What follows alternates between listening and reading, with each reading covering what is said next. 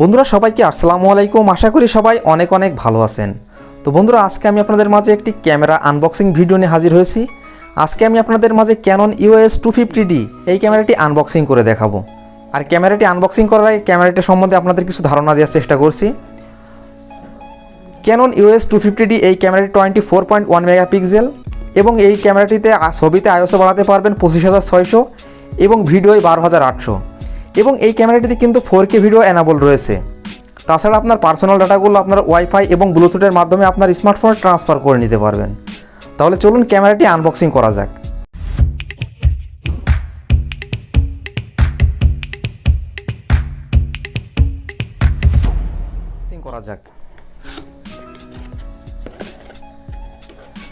তো ক্যামেরাটি আনবক্সিং করার পরে আমরা এখানে একটি বেল্ট পেয়েছি,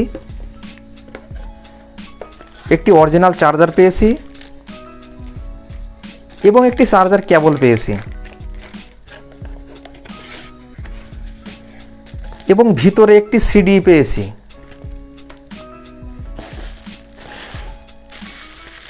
আমি ক্যামেরাটির সাথে একটি 1855 কিট লেন্স নিয়েছি। আমি এই লেন্সটি আপনাদেরকে দেখাচ্ছি।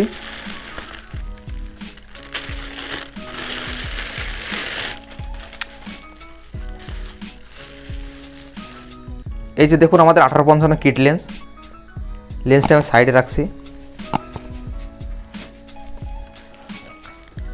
এটা হচ্ছে Canon 250D অরিজিনাল ব্যাটারি।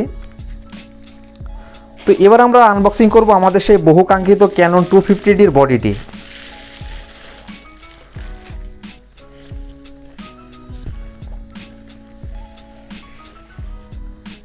এই যে দেখুন আমাদের Canon 250D বডি, অনেক সুন্দর একটি বডি, এটা গর্জিয়াস একটা লুক। তো এবার আমরা লেন্সটি অ্যাড করব আমাদের ক্যামেরাটির সাথে। এজন্য আপনাকে এটা খুলতে হবে।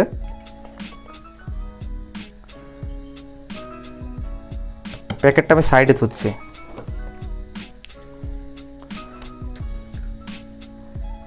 তো লেন্সের এই ক্যাপটি খুলে নেবেন বডিতে অ্যাড করার আগে।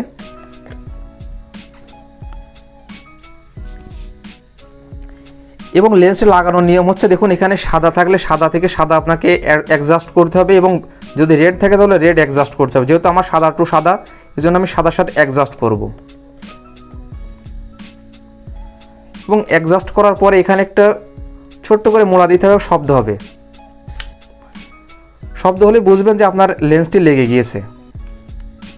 তো এবার আমরা ক্যামেরাটি অন করার জন্য ব্যাটারিটি অ্যাড করব।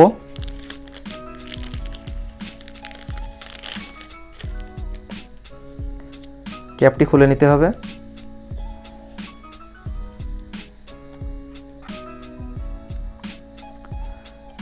এই যে ব্যাটারি লাগানোর নিয়ম হচ্ছে এইভাবে দিবেন।